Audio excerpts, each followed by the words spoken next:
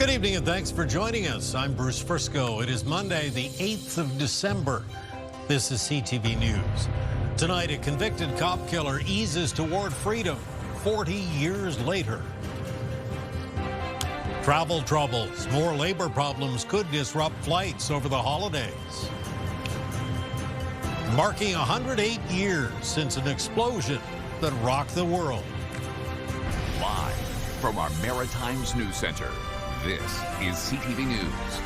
Here is Bruce Frisco. Good evening. Disappointment tonight for the family of a fallen maritime police officer. Nearly 40 years after the fact, the man who shot and killed the officer in New Brunswick has been released on day parole. CTV's Derek Haggett has more. The man who shot and killed a New Brunswick Highway Patrol officer in 1987 has been released on day parole. That's according to the daughter of Constable Emmanuel O'Coin. She attended the hearing at Dorchester Penitentiary last week. It's a tough decision, but he's also been in for 38 years, which is a really long time. Anthony Philip Romeo was convicted of first-degree murder and sentenced to life in prison. He's an American citizen and could be deported back to the U.S. Is he already out? Is he in a halfway house while waiting to be brought to the States, or is he already in the States? Like, I don't know how fast all those processes actually happen. Valerie O'Coin's father was shot and killed during a traffic stop near Fredericton. Romeo had previously fled the United States, where he was wanted for murder. Denied parole in 2012 and 2022, Romeo would now basically be a free man if deported because he would be outside Canadian jurisdiction and unsupervised. We wouldn't be able to ensure they were being enforced. That's where the big problem lies with these types of cases. During his trial in 1988, a psychiatrist testified that Romeo thought he was being followed by a monster. Now 62, he's been taking medication for paranoid schizophrenia for years. Valerie O'Coin was just 7 years old when her father was shot and killed. She says that's a long time ago, but she misses him greatly and thinks about him quite a bit. The O'Coin family was living in Harvey, New Brunswick at the time of the tragedy. I was a kid, so I remember like a really great dad. He was always there. He played with my brother and I lots. Like, we had a cute little farmhouse and in a small town west of Fredericton, and it was a nice little life from what I remember. Obviously disappointed with the decision, O'Coin says she thinks the man who killed her father is not a threat to society. Derek Haggett, CTV News, Dorchester, New Brunswick. Fire crews on the scene for much of the day of a blaze that destroyed a major employer in the community of Wallace, Nova Scotia. This is what it looked like this morning when firefighters arrived at the Aquashell Lobster processing plant in the Northumberland shore. There were about 50 people working in the facility at the time. Fortunately, nobody was injured, but the decades-old business is a total loss. About 100 employees out of work, we're told. The fire chief described it as a firestorm because of the strong, gusty winds today. A dozen vehicles also went up in flames, and nearby homes had to be evacuated because of the smoke. There's still no word how the fire started, but an investigation is underway. Of course, it turned out to be another snow day for a lot of students around the region. That includes Cape Breton, where another blast of winter closed City Hall and canceled ferry crossings. Oh, well, another snow day for us, so we'll take it. New week began the same way the last one ended. Slippery road conditions, plenty of cancellations. For the fourth school day in a row, students in the Cape Breton Victoria Regional Center for Education had the day off, and classes were canceled in the Strait area as well. Well, I'm a teacher myself, so it's not too bad for me, luckily. But yes, I'm sure it is pretty difficult for parents. The main message from the municipality today is to keep your vehicles off the street so the winter plows can do their jobs and clear the streets. It's for safety for everybody, for the passage of emergency vehicles and everything we do in winter weather. Troubles elsewhere as well on Highway 102 outside Halifax. This tractor trailer jackknifed, no reported injuries there.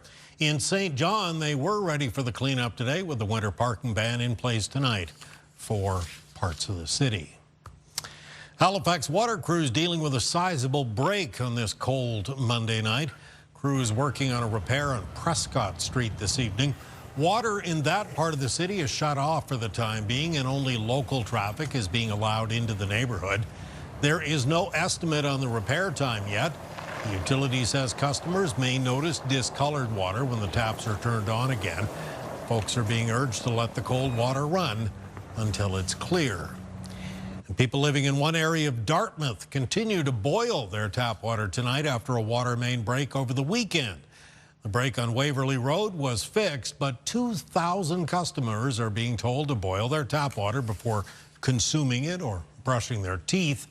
Water tests have yet to come back from the Nova Scotia Environment and Climate Change Department. We have sent water quality sampling to them, and once they give us the approval, we'll be able to lift the order. It's just one of those inevitabilities. It's not something that the water department can predict, really. So I kind of sympathize with their situation, and of course the people have to boil their water too. A comfort center was set up over the weekend for those impacted by the break, but that center was closed down today. And a boil advisory remains in effect for parts of Moncton tonight. The city says people living in an area bordered by Wheeler Boulevard in the north and in the west, Millennium Boulevard in the south, and West Lane in the east, as well as the Westbrook Circle area, need to boil their tap water before drinking it or consuming or brushing teeth. This follows a water main break earlier today. Testing is expected to continue there for the next 3 days. Get the Maritime's top stories, breaking news alerts, and watch live. Download the CTV News app.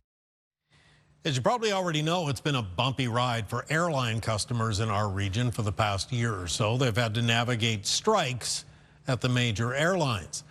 Now, with holiday travel starting to gear up, Air Transat is facing job action that could ground more flights. CTV's Jonathan McGuinness has more. The holiday travel season is here, and with snow falling around in Nova Scotia, some turn their thoughts to beaches and palm trees. In particular, we really love those sun destinations. There are 10 destinations in the Caribbean and Mexico served direct nonstop from Halifax. But with a work stoppage on the horizon for Air Transat, there could be a few less options for vacationers.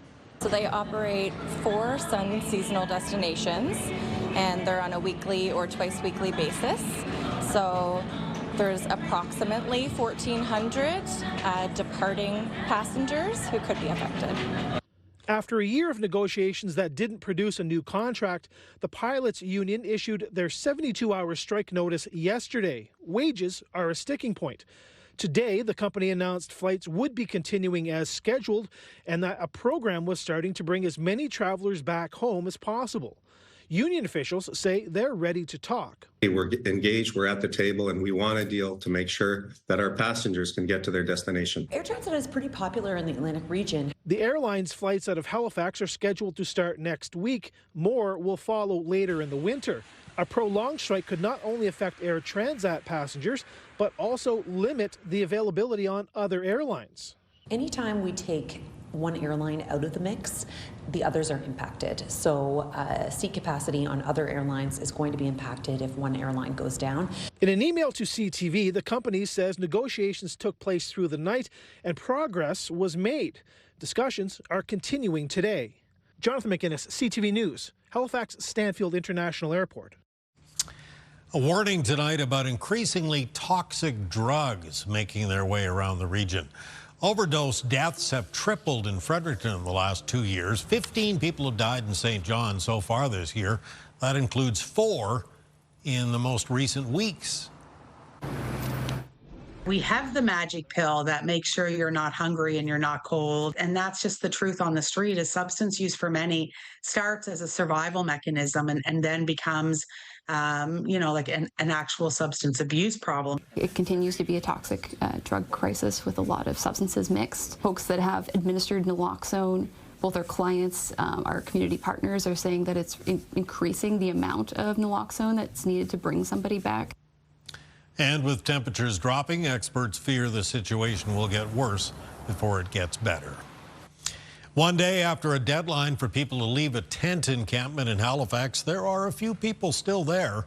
City says 25 people have now left Lower Flynn Park, with many of them finding indoor shelter and housing. About a half a dozen tents remain in the park, though. Officials say they're still working to help those people find suitable accommodations. Fencing and cleanup of the area will begin soon. Back on November 5th, the city announced it would be de-designating that site. That means there are now just 2 designated encampment sites in Halifax. Still to come tonight, Kaylin's full forecast, and we'll take a look at some of the unfortunate shipping problems that some Maritimers are already facing this holiday season. Coming up next, though, looking to the past and planning for the future. We're talking about all kinds of collaborations with the community. Big things on the horizon for one of our region's historic sites. Details are next. Stay with us.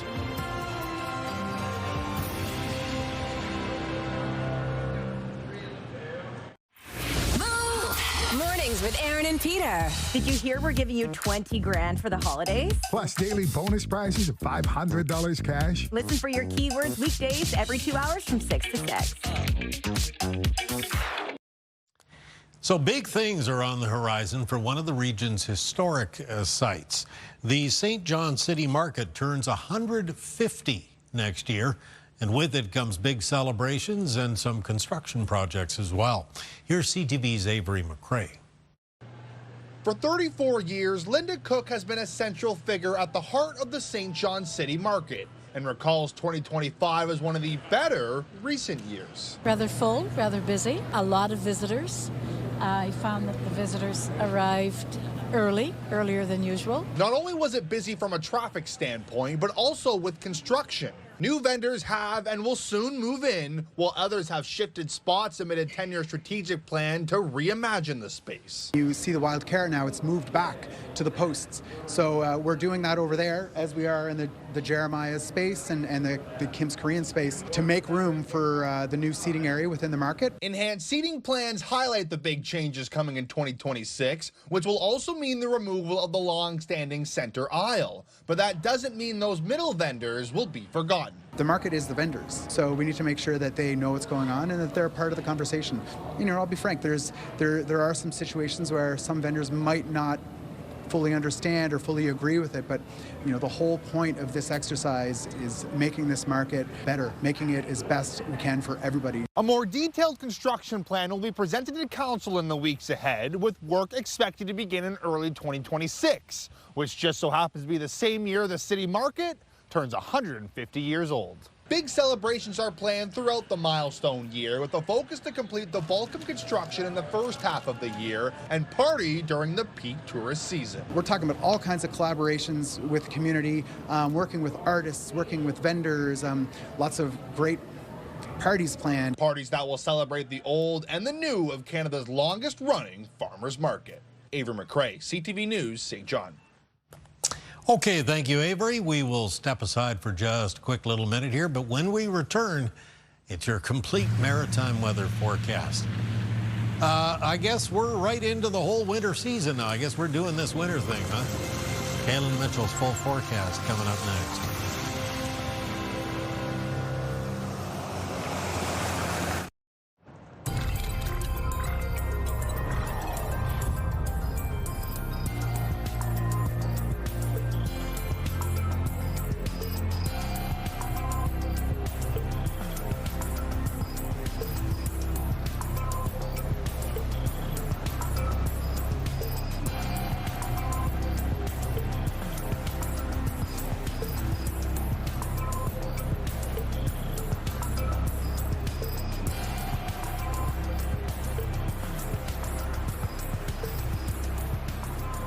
Monday night, 8th day of December, and it feels like the seasons basically have just changed now. Yeah, that's right. I mean, it was certainly a bit of a wintry blast to get this week started. We had that Alberta Clipper that strengthened to a full-blown coastal storm as it moved up and past the Atlantic coastline of Nova Scotia. The full impacts of the storm going to be felt more in parts of Newfoundland. Here in the Maritimes, though, it did bring a few areas, some snowfall totals between 10 and 20 centimeters, and that is being followed by a risk of some snow squalls tonight and a very, very cold feel to the air region-wide as we have some more air out of the north north, out of the polar region, making its way in. And that's happening in behind that low pressure system in that northwest wind that continues to cross the region for tonight. So as that northwest wind's coming in over the Gulf of St. Lawrence, the Northumberland Strait is creating a risk of some snow squalls. And we have some snow squall watches in effect for Pictou, Antigonish counties, for mainland Nova Scotia, and all across Cape Breton. And the very most intense of those snow squalls, and they'll be mostly up at higher elevations into Cape Breton. There could be some totals of 10 to 20 centimeters, but any of the snow squalls could produce some areas, some blowing snow, reducing visibility in those gusty northwest winds. So that's what's showing up here on our forecast timeline through these little bands of blue, again, off the Gulf of St. Lawrence and the Northumberland Strait. The risk of that continues into early Tuesday morning, but should be winding down into Tuesday afternoon. Other areas of Nova Scotia for tomorrow with a low chance some isolated flurries. Same thing goes in Prince Edward Island. New Brunswick is expected to be mostly sunny. So additional snowfall amounts as we make our way through tonight and towards early tomorrow afternoon. As we zoom in close there, up towards the east of Nova Scotia, you can see the chances of those snow squalls bringing in some totals around parts of coastal areas, Pictou and Antigonish counties, and then up into areas of Cape Breton. Winds in the forecast for tomorrow around Nova Scotia will be mostly out of the west, and they're going to be sustained in a lot of cases between 10 and 20 kilometers per hour, with some gusts between 20 and 40. Low temperatures in the forecast for tonight around the Maritimes will be falling well down to the minus teens for most communities. Areas of New Brunswick looking at lows tonight between minus 15 and minus 19, down to around minus 12 for Prince Edward Island. Most of the lows for Nova Scotia between minus 15 and minus 10, except minus 6 to minus 8 on parts of the coast. High temperatures tomorrow in the north of New Brunswick between minus 7 and minus 11, with central and southern parts of the province with high temperatures tomorrow mostly between minus 6 and minus 9. On Prince Edward Island for Tuesday, high temperatures near minus 7, but the wind chill making it feel closer to minus 13. In Cape Breton tomorrow, the high temperatures will be between minus 3 and minus 5. Same thing goes for the north shore and eastern shore of Nova Scotia. The winds, though, will make a wind chill in the afternoon, making it feel between minus 9 and minus 13. Northern and central areas of Nova Scotia, colder Cumberland, Colchester, Hants counties, there most of the highs between minus 5 and minus 7. Halifax County closer to minus 3. The Annapolis Valley tomorrow with high temperatures around minus 5. And for communities on the South Shore and in the southwest of Nova Scotia, most of the high temperatures around minus 2, minus 3. Taking a look at the 7-day outlook for New Brunswick coming up on Wednesday. Some flurries during the day that could bring in some snowfall amounts up to around a few centimeters. Then a mixture of snow and rain Wednesday night into early Thursday morning, and the potential for some snowfall amounts of 10 to 15 centimeters for central and northern areas of New Brunswick. Flurries follow for Thursday, then it's a mix of sun and cloud, colder again for Friday. Saturday's cold with a mix of sun and cloud, chance of flurries Sunday and Monday. For Nova Scotia in the outlook, we have a mixture of flurries and showers during the day on Wednesday. As temperatures rise Wednesday night into Thursday, though, it's some rain expected to move through. That rain clears, temperatures get chilly in behind it. Flurries in the forecast for Friday. Snow possible at the end of the upcoming weekend, so that'd be on Sunday, followed by a chance of flurries on Monday. And for Prince Edward Island in the forecast, a mixture of snow and rain coming in Wednesday night, clearing as some flurries and showers on Thursday. Further flurries on Friday. Saturday, a mix of sun and cloud. I'm watching the end of the weekend Sunday for some snow. Bruce. Which basically takes us middle of the month already. Holy cow, it's just ticking by. It sure is. Okay, thank you, sir. Wake up weather still to come. In the meantime, we shall step aside for just a couple of minutes, but we do hope you'll come right back.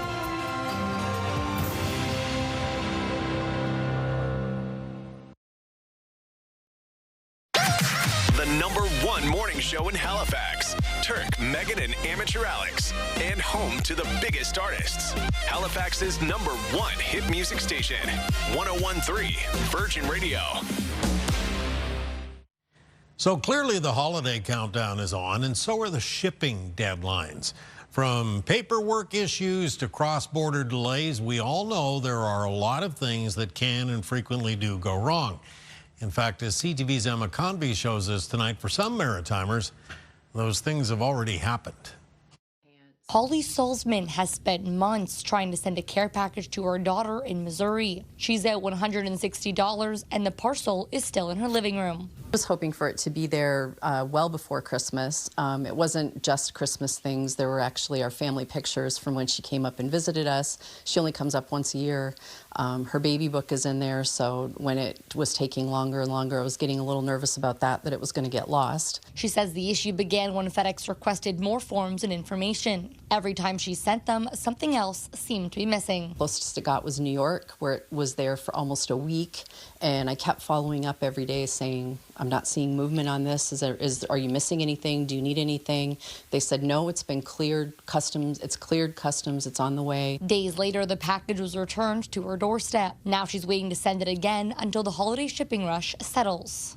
FedEx wasn't available for an interview today, but in an email, the company said, we continue to streamline the network to better handle large packages. We're focused on maximizing efficiencies while meeting transit times and service standards. Canada Post also responded in writing. Canada Post continues to manage its operations and network. Commercial volumes are flowing, items can be inducted, pickups are underway, and we continue to process and deliver new items safely and quickly as we manage our network. As for local businesses, we don't necessarily know exactly when everybody's getting our orders as much as we know when I've ordered a product and when I'm going to get it. That part's been a bit delayed. Local delivery companies say they're doing what they can to keep parcels on schedule. We've definitely seen some pickup this year compared to last year. Again, people want to make sure that their packages are going to get there when they want to get them there without interruption. Emma Convey, CTV News. Okay, thank you, Emma. We'll step aside one final time tonight, coming up marking 108 years since the Halifax explosion. First, though, it's Kaylin Mitchell with your wake-up weather. Here's a live look at Lunenburg on this Monday night, looking festive in that historic town. The Lobster Trap Christmas tree glowing in the background there. Be right back. A cold Tuesday morning upon us. Let's kick it off with a look at the wake-up weather in Kaylin. Yeah, will it ever be? I mean, most morning temperatures are going to be well down into the minus teens. Some in the north and west of New Brunswick, close to minus 19 to begin the day, and then moving into the afternoon. A lot of sunshine around the Maritimes for tomorrow, but the daytime high temperatures will be below average for this far into the month of December. We're looking at highs mostly minus 6 to minus 3 in Nova Scotia, around minus 7, minus 8 for most communities in Prince Edward Island, and areas of New Brunswick between around minus 7 and minus 11. Bruce. All right, thank you, Kaylin. Well, this weekend marked a solemn day of remembrance, commemorating the Halifax explosion 108 years later. CTV's Callum Smith went to the Fort Needham Memorial Park, where people gathered to honor those lost and the resilience that has defined the city ever since. On December 6, 1917, Halifax faced one of the darkest moments in its history. In a single, devastating instant, the Halifax explosion shattered homes, families, and entire neighborhoods. 108 years later, people have friends, family, and neighbors in mind. About 2,000 died and 9,000 injured. I'm here to remember my great-grandfather. He survived the explosion as a 2-year-old, but he was completely blinded by the glass from his window, so just to keep his memory alive. Tragedy struck after the French munitions ship Mont Blanc collided with Norwegian relief ship Emo. The chaotic scene soon attracting people to this very hill to watch the fire, to the length of Barrington Street to watch this drifting, burning ship that nobody knew was packed stem to stern with explosive. First responders, volunteers, and everyday people stepped up with doctors, nurses, and medical supplies arriving on trains. Every year, as we think about sort of thanking people in places like Boston and New York, we should also kind of remember the fellow Nova Scotians and people from New Brunswick who came on that day when Halifax needed its help more than any other time. More than a century later, people of all ages taking it all in. For a long time, there was very little said about the explosion. I think people tried just not to talk about it because it was so painful, but it's an important part of the history of this city. Ensuring that moment and the families and communities devastated will never be forgotten. Callum Smith, CTV News, Halifax.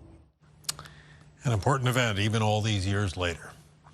Okay, that is your late news tonight. Just a reminder, if you tuned in late or you'd like another look at anything you've seen, ctvnewsatlantic.ca. It's always your home for news. I'm Bruce Frisco. Thanks for staying up late with us tonight. Have a good evening. We sure hope to see you again tomorrow.